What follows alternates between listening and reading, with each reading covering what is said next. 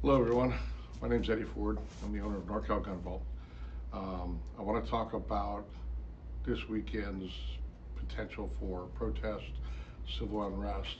There's a lot of it going down in LA this week, and starting to spread a little bit. Being at Sacramento, we could have the potential for it to happen. Uh, no Kings is a There's an organization called No Kings that is organizing a nationwide protest. One of them will be about a quarter mile from here at the Galleria Mall.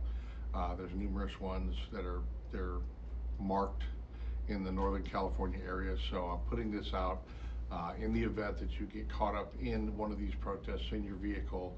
You might have some heads up as to how to handle it and how to react. Just being prepared. I mean, that's mostly what my own psyche tells me is to be prepared, which is why I have the classes I have and that I think the way I do. Um,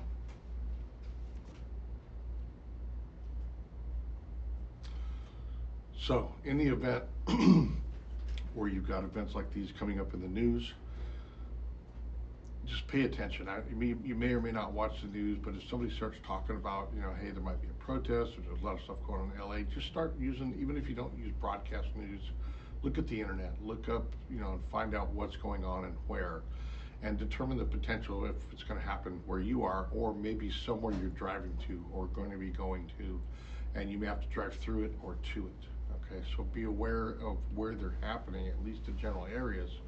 And a lot of times they're broadcast because they want people to come down and protest with them. So you'll be able to see where and when they are likely to happen. The key thing when these events are happening is avoid them.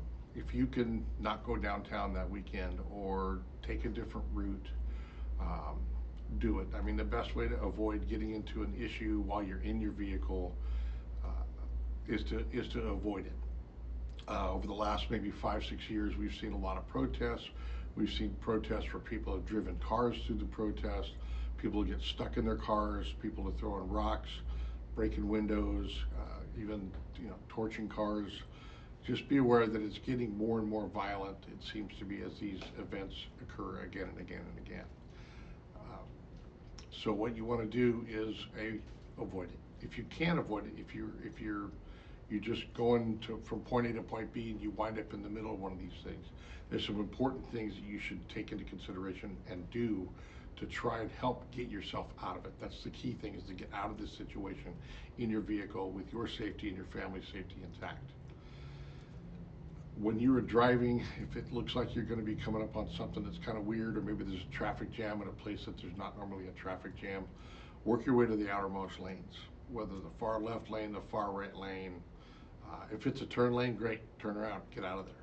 But make your way to those far left lanes or far right lanes, and leave a gap in front of your vehicle enough that you can turn without having to wide turn or hit a vehicle in front of you while you're trying to make your turn out.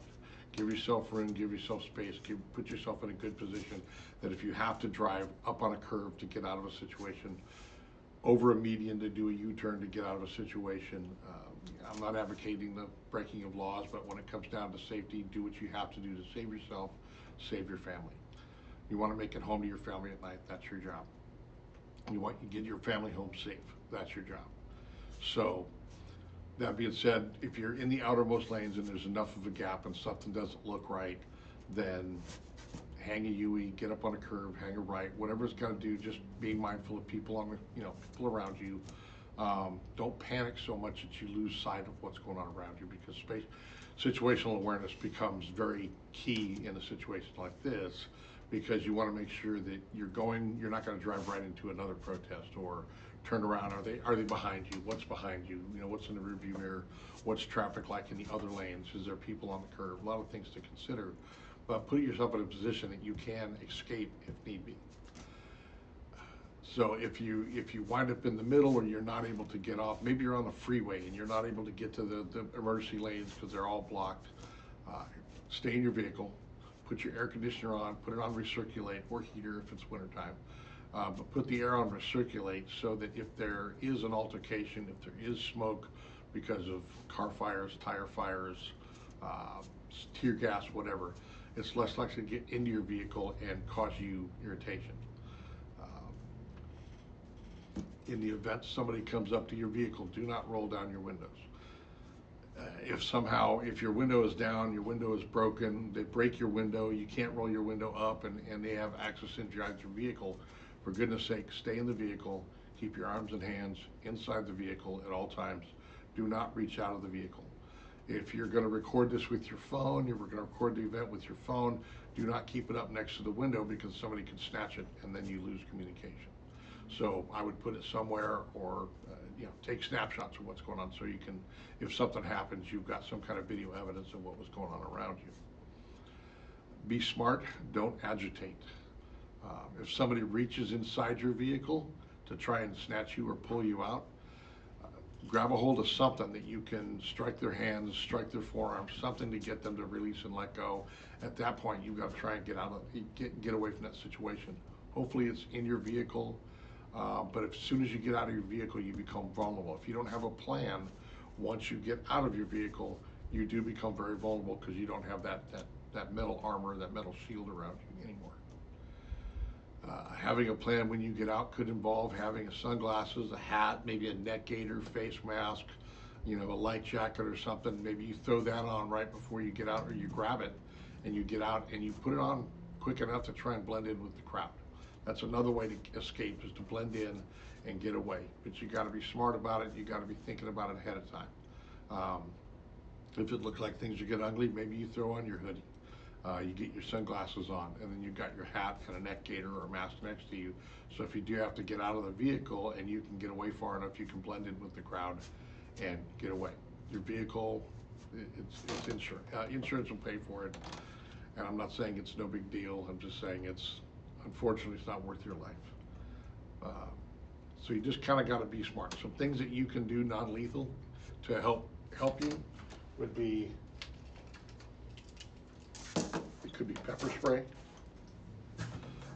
You got to be careful with pepper spray, because if you use it on somebody and then they reach back into your vehicle, you may end up contaminating yourself. So be just aware of where that pepper spray is going and where that person's going. But this buys you time, okay? It could buy you distance. Those are the things you need to escape, time and distance. It could be something simple as a flashlight, flashing it in their eyes, causing some, maybe a little discombobulation while they recover from whatever it was that they didn't expect. This flashlight also has a bezel on it. We sell these in the store, that you can use to strike the back of somebody's hand, strike here, hit them in the face, whatever you need to do to get them to back off and let go of you, so that you can hopefully get out of harm's way. But just be ready in the event that it goes haywire. You can use things like a tactical pen. This may be what you have in the car. You can use this to strike if you need to. Even something like this, which gets a little more crazy, but we sell these in the store as well. It's a camp axe. Just a little, you might use the hammer side of it, but it might be something that's small, portable. I keep it in my vehicle in case I need the crowbar, in case I need the hammer, something to help get me out of the vehicle or get somebody else out of their vehicle if need be. But if it's handy and it's there, it's something you can use to help yourself get away. We also sell Byrna. The Byrna LE is an air CO2 driven pistol. They have a rifle version too, but that's a little hard to wield in your car. The pistol, this one in California, it's only legal to shoot kinetic rounds. So the CO2 loads here. The magazine is here, it holds 6 rounds. The CO2 does not pierce until you take your first shot. So once you take your first shot, it will pierce it and launch a round. It's just not going to have the velocity of the next round. There's a way you can prime it, but you need to basically know how to do that, and I can show you how to do that here in the store. The Byrna shoots these little plastic polymer pellets about this big. I've seen videos of people who use aluminum. It's got lower velocity, and if you hit somebody in the head with an aluminum ball, you can very well kill them. And it's meant to be non-lethal. It's meant to inflict pain.